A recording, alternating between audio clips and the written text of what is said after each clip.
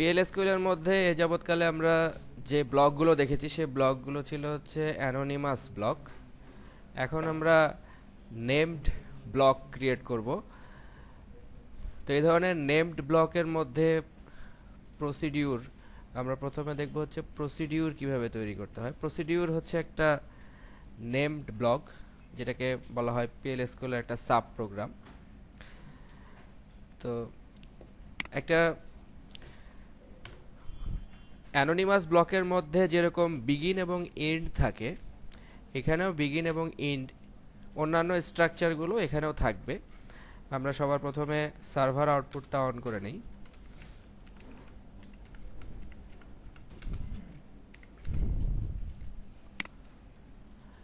এখন আমরা একটা প্রসিডিউর তৈরি করব। তো প্রসিডিউর তৈরি করার জন্য আমরা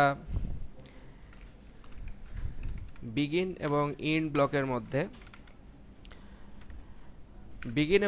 ব্লকের মধ্যে আমরা সিম্পল একটা প্রসিডিউর ক্রিয়েট করব। সেটা হচ্ছে এরকম যে ডিবিএমএস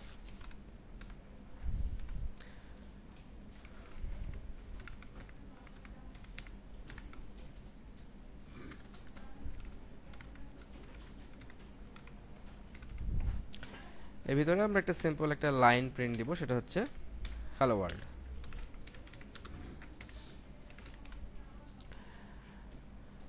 তো এটা যদি আমরা এক্সিকিউট করি তাহলে আমরা দেখতে পাচ্ছি যে হ্যালো ওয়ার্ল্ড প্রিন্ট হচ্ছে, কিন্তু এটা একটা অ্যানোনিমাস ব্লক, অর্থাৎ এখানে এর কোনো নাম নাই। তো আমরা যদি এরকম এর একটা নাম দিতে চাই তাহলে এটাকে আমরা প্রসিডিউর বা ফাংশনের মধ্যে এটাকে ডিফাইন করতে পারি। কিভাবে?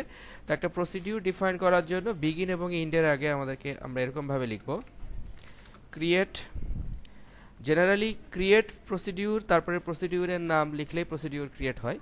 তো আমরা যদি কখনো প্রসিডিউরটাকে মডিফাই করতে চাই তখন আবার লিখতে হয় ক্রিয়েট অর রিপ্লেস, যেভাবে আমরা টেবিলের ক্ষেত্রে লিখি ক্রিয়েট অর রিপ্লেস প্রসিডিউর। তারপরে আমরা প্রসিডিউরের নাম দিব গ্রিটিংস। তারপরে এখানে আরেকটা কিওয়ার্ড ব্যবহার করা হয়, সেই কিওয়ার্ডটা হতে পারে ইজ অথবা অ্যাজ। তো অ্যাজ কিওয়ার্ড যদি আমরা ব্যবহার করি, অ্যাজ কিওয়ার্ড ব্যবহার করলে এই প্রসিডিউরটা একটা স্ট্যান্ডঅ্যালোন প্রসিডিউর হয়, অর্থাৎ এটাকে আমরা যে কোনো জায়গা থেকে শুধুমাত্র এর নাম ধরে কল করতে পারি যদি আমরা এখানে অ্যাজ ব্যবহার করি। আর যদি আমরা এখানে ইজ ব্যবহার করি তাহলে এই প্রসিডিউরটাকে একটা বিগিন এবং এন্ড ব্লকের মধ্যে থেকে কল করতে হয়। তো আমরা প্রথমে দেখা হচ্ছে একটা স্ট্যান্ডঅ্যালোন প্রসিডিউর। এই প্রসিডিউরটা আমরা তৈরি করলাম হচ্ছে গ্রিটিংস নামে। এক্সিকিউট করার পরে এটা শুধু দেখালো প্রসিডিউর ক্রিয়েটেড, কারণ হচ্ছে যে আমরা এই স্টেটমেন্টগুলোর মাধ্যমে হচ্ছে প্রসিডিউরটা ক্রিয়েট করলাম। আর প্রসিডিউর ক্রিয়েট করার পরে যখন আমরা এই প্রসিডিউরটাকে এক্সিকিউট করব তখন আমাদেরকে লিখতে হবে এক্সিকিউট, তারপরে ওই প্রসিডিউরটার নাম। যেহেতু অ্যাজ ব্যবহার করলে এটা একটা স্ট্যান্ডঅ্যালোন প্রসিডিউর, সুতরাং আমরা এখানে লিখব হচ্ছে এক্সিকিউট গ্রিটিংস। এক্সিকিউট গ্রিটিংস বললে এটা তখন আমাদেরকে ওই প্রসিডিউরের ভিতরে যে কাজটা করতে বলা হয়েছিল সেই কাজটার আউটপুট হিসেবে আমরা এটাকে পাচ্ছি। আর এটা যদি এই প্রসিডিউরটাকে আমরা নর্মালি অন্য কোনো যদি ব্লকের মধ্যে থেকে কল করতে চাই, সে এটা যদি অন্য কোনো ব্লক হয় তখন আমাদেরকে এটা শুধুমাত্র এক্সিকিউট না লিখে শুধুমাত্র গ্রিটিংস লিখলেও আমরা এই সেম আউটপুটটা পাবো। তাহলে এক্সিকিউট গ্রিটিংস এটা লিখতে হয় হচ্ছে যে যদি আমরা এখানে অ্যাজ ব্যবহার করি তাহলে আমরা এটাকে এরকম বিগিন এবং এন্ড ব্লকের মধ্যে থেকেও কল করতে পারবো। আবার বিগিন এবং এন্ড ব্লক ছাড়াও আমরা সিম্পলি এখানে এক্সিকিউট তারপরে প্রসিডিউরের নাম এটা লিখেও এটাকে কল করতে পারবো। তো এইটা হচ্ছে স্ট্যান্ডঅ্যালোন, যার কারণে আমরা এক্সিকিউট দিয়ে কল করতে পারছি। আর যদি ওইটা আমরা ইজ দিয়ে তৈরি করতাম,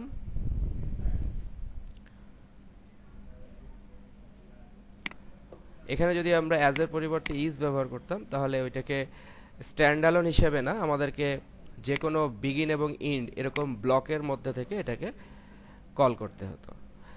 তো যেহেতু এটা একটা নাম যুক্ত, অর্থাৎ এই প্রসিডিউরটার নাম হচ্ছে গ্রিটিংস, সুতরাং আমরা এই প্রসিডিউরটাকে যে কোনো সময় আবার ওই নাম ধরে কল করতে পারবো। যেটা অ্যানোনিমাস ব্লকের অসুবিধা ছিল যে অ্যানোনিমাস ব্লকগুলোকে এক্সিকিউট করতে গেলে অল টাইম আমাদেরকে পুরো এই স্ক্রিপ্টটা চালাতে হতো, কিন্তু আমরা এই স্ক্রিপ্টটাকে যে কোনো সময় শুধুমাত্র এক্সিকিউট তারপরে ওই প্রসিডিউরটার নাম এইটা লিখলে আমরা এটাকে যে কোনো জায়গা থেকে এক্সিকিউট করতে পারবো। প্রসিডিউরকে যদি আমরা ড্রপ করতে চাই বা মুছে ফেলতে চাই, তাহলে আমাদেরকে লিখতে হবে ড্রপ প্রসিডিউর তারপরে প্রসিডিউরের নেম। ড্রপ প্রসিডিউর এরপরে প্রসিডিউর নেম। তো প্রসিডিউর ড্রপড। এখন যদি আমরা এই ড্রপ প্রসিডিউরটাকে আবার এক্সিকিউট করতে চাই, এক্সিকিউট গ্রিটিংস, তাহলে এখানে বলা হচ্ছে যে must be declared, that means এই নামে কোনো প্রসিডিউর নাই। তাহলে প্রসিডিউরকে মুছে ফেলার জন্য ড্রপ প্রসিডিউর তারপরে প্রসিডিউরের নেম। এখন আমরা দেখব যে প্রসিডিউরের মধ্যে আমরা প্যারামিটার থাকতে পারে।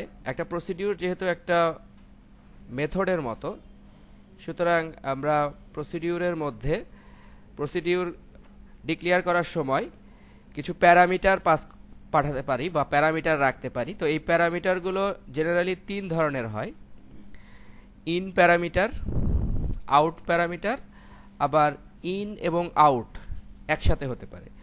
তো ইন প্যারামিটারগুলো ভ্যালু রিসিভ করে, আর আউট প্যারামিটারগুলো ভ্যালুকে আউটপুট হিসেবে রিটার্ন করে।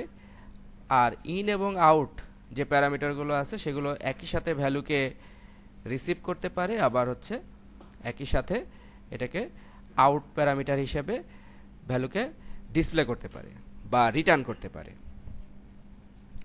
তো এখন আমরা এরকম একটা এক্সাম্পল দেখব যেখানে ইন এবং আউট প্যারামিটার ব্যবহার করা হয়েছে। আমরা একটা প্রসিডিউর ক্রিয়েট করছি ইন এবং আউট প্যারামিটার সহ। এখানে আমরা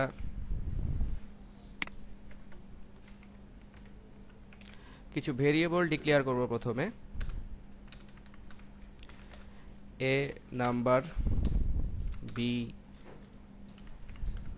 number and C number. Number টাইপের তিনটা ভেরিয়েবল ডিক্লেয়ার করলাম প্রথমে। এরপরে আমরা একটা প্রসিডিউর ডিক্লেয়ার করছি। Procedure find min. Find min হচ্ছে ফাইন্ড মিনিমাম। এই নামে আমরা যখন প্রসিডিউরের মধ্যে প্যারামিটার পাস করব বা প্যারামিটার দিব, তখন আমরা এরকম ফার্স্ট ব্র্যাকেট যুক্ত অংশ তৈরি করব। এটা হচ্ছে এর মধ্যে আমরা প্যারামিটার বসাবো। তো এইখানে আমরা একটা প্যারামিটার নিচ্ছি এক্স, যেটা হচ্ছে ইন টাইপের প্যারামিটার, যেটা ভ্যালু রিসিভ করবে এবং এটার টাইপ হচ্ছে নাম্বার। এরপরে নেক্সট আরেকটা প্যারামিটার আমরা নিচ্ছি ওয়াই, এটাও হচ্ছে ইন টাইপের, যেটা রিসিভ করবে হচ্ছে নাম্বার। এবং জেড আরেকটা প্যারামিটার আমরা নিচ্ছি, যেটা আউট টাইপের একটা প্যারামিটার, যেটা ভ্যালু রিসিভ করবে না, যেটার মাধ্যমে ভ্যালুটা আউটপুট হিসেবে দিবে, এবং এটাও হচ্ছে নাম্বার। তো এইভাবে আমরা ফার্স্ট ব্র্যাকেটের মধ্যে প্যারামিটার দিলাম। এরপরে আমরা বললাম ইজ। এরপরে আমরা বিগিন এবং এন্ড ব্লকের মধ্যে লিখব বিগিন এবং এন্ড ব্লকের মধ্যে আমরা লিখলাম যে এখানে একটা কন্ডিশন আমরা লিখব যে if X less than Y যদি হয়, দেন আমরা লিখলাম হচ্ছে জেড এর মানটা ইনিশিয়ালাইজ করলাম, যে এটা যদি এটা হয় তাহলে জেড হবে হচ্ছে এক্স, আর যদি এটা না হয় তাহলে এলস পার্টের মধ্যে আমরা লিখলাম যে জেড হচ্ছে ওয়াই।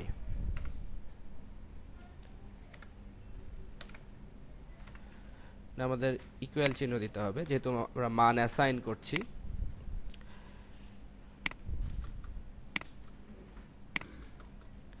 এবং ফাইনালি আমাদের একটা ইন্ট ইফ লাগবে।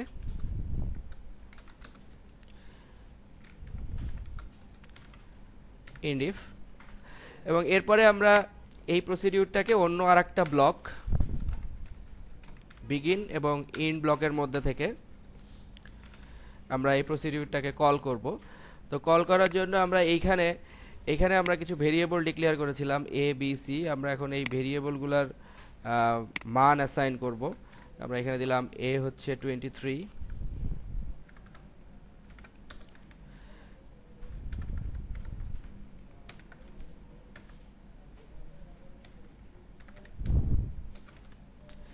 এরপরে আমরা বি এর মান দিলাম, ইনিশিয়াল করলাম, এটা দিলাম হচ্ছে 45।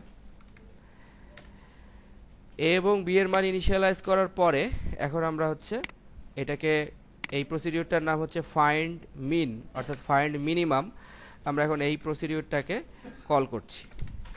তো কল করার সময় আমরা এখানে তিনটা ভেরিয়েবল দিব, একটা হচ্ছে এ, বি এবং সি। এ বি যথাক্রমে এ এবং বি, এর মান হচ্ছে 23, এই মানটা রিসিভ করবে হচ্ছে এক্স নামক ইন প্যারামিটার। বি মানে হচ্ছে 45, এই মানটা রিসিভ করবে হচ্ছে ওয়াই নামক যে ইন প্যারামিটার। আর সি নামক যে প্যারামিটারটা আছে সেটা যেহেতু এখানে এটা জেড এর মধ্যে আছে, সুতরাং এখানে সি ইজ ইকাল টু হচ্ছে জেড, এটা হচ্ছে আউট প্যারামিটার, অর্থাৎ এই প্যারামিটারের মধ্যে এই মানটা ডিসপ্লে হবে। এখন আমরা এখানে যদি একটা ডিবিএমএস আউটপুট দেই,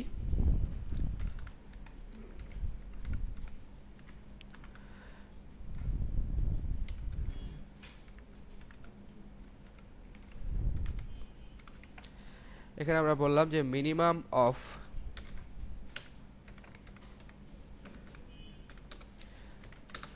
মিনিমাম অফ 23, এখানে আমরা একটা ব্র্যাকেট দিয়ে নিচ্ছি 23,45। এটা পুরোটাই একটা স্ট্রিং হিসেবে কাজ করবে। তারপরে আমরা এখানে একটা কোলন দিলাম, একটা স্পেস দিলাম, তারপরে এইটার সাথে আমরা এটাকে কনক্যাট করে দিলাম সি এর মানটা, এবং লাস্টে সেমিকোলন দিলাম। এখন এটাকে যদি আমরা এক্সিকিউট করি তাহলে আমরা দেখব, আচ্ছা এখানে প্লাস হয়ে গেছে, ইকুয়াল হবে, আরো কিছু ভুল আছে।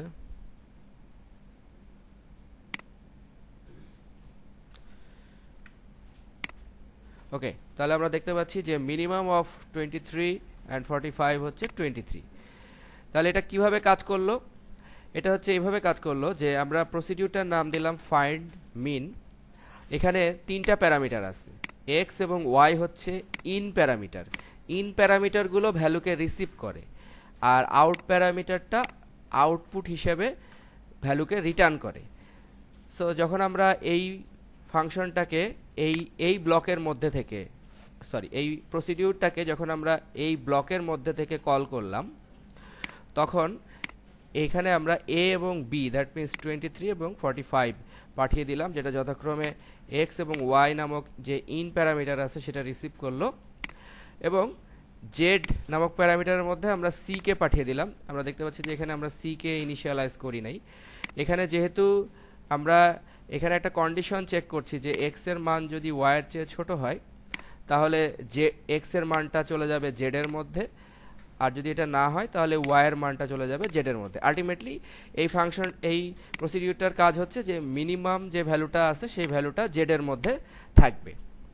এখন এই জেড নামক যে প্যারামিটারটা আছে সেই প্যারামিটারটা রিটার্ন করবে হচ্ছে ভ্যালুটা সি এর কাছে, যেহেতু এটা হচ্ছে আউট প্যারামিটার। ঠিক আছে, তাহলে এখন এই জেড এর ভ্যালুটা রিটার্ন হবে সি এর কাছে, যার কারণে আমরা এখানে সি কে কনক্যাট করে দিলে সি এর মধ্যে আমরা পাচ্ছি হচ্ছে 23। তাহলে এইভাবে প্রসিডিউরের মধ্যে আমরা ইন প্যারামিটার এবং আউট প্যারামিটার ব্যবহার করতে পারি। এখানে আমরা দেখে নিলাম যে কিভাবে ইন এবং আউট প্যারামিটার ব্যবহার করা যায়। তো একটা নাম্বারই ইন এবং আউট হিসেবে, মানে একটা ভেরিয়েবলই ইন এবং আউট হিসেবে কাজ করতে পারে। তো সেটা আমরা এখানে ব্যবহার করছি। সেটা হচ্ছে অনেকটা এরকম যে আমরা বললাম যে একটাই ভেরিয়েবল ডিক্লেয়ার করলাম নাম্বার নামে, এবং এই এক্স নামক যে ভেরিয়েবলটা বা এখানে আমরা প্যারামিটার দিলাম সেটাকেই আমরা ইন এবং আউট, একই সাথে এক্স কে আমরা ইন এবং আউট হিসেবে ব্যবহার করতে পারি। বিগিন এবং ইন্ডের মধ্যে আমরা ফাংশনটার একটু নাম চেঞ্জ করে দেই, সেটা হচ্ছে স্কোয়ার নাম। স্কোয়ার নাম হচ্ছে স্কোয়ার নাম্বার। বিগিন এবং ইন্ডের মধ্যে এখানে এসে আমরা জাস্ট এখানে বললাম যে x colon is equal to x into x, অর্থাৎ এখানে যে মানটা আমরা পাঠাবো সেই মানটাকে জাস্ট স্কোয়ার করে ওইটাকে আবার এক্স এর মধ্যেই রাখতে পারবে। যেহেতু এক্স একই সাথে ইন এবং একই সাথে আউট, সুতরাং মানটা নেওয়ার পরে আবার আউট হিসেবে সে এটাকে এক্স এর মধ্যে রাখতে পারবে। তো আমরা যদি এখানে এখন 4 পাঠাই এবং এখানে যদি এটাকে এই নামে স্কোয়ার নাম দিয়ে কল করি, এখানে আমরা শুধুমাত্র এ পাঠাবো এবং সি পাঠাবো। তাহলে এইখানে এসে আমরা বলবো ফাংশনটার নাম চেঞ্জ করব স্কোয়ার নাম, এবং এখানে আমরা বললাম যে স্কোয়ার অফ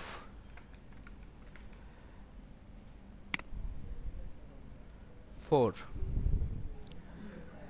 এক্সিকিউট করি। আচ্ছা, এখানে আমাদের সি কে, যেহেতু এখানে আমাদের এক্স প্রয়োজন হচ্ছে না, সরি, সুতরাং আমরা এখানে সরাসরি এ প্রিন্ট দিতে পারি, যেহেতু এই ভেরিয়েবলটাই ইন এবং আউট হিসেবে কাজ করছে।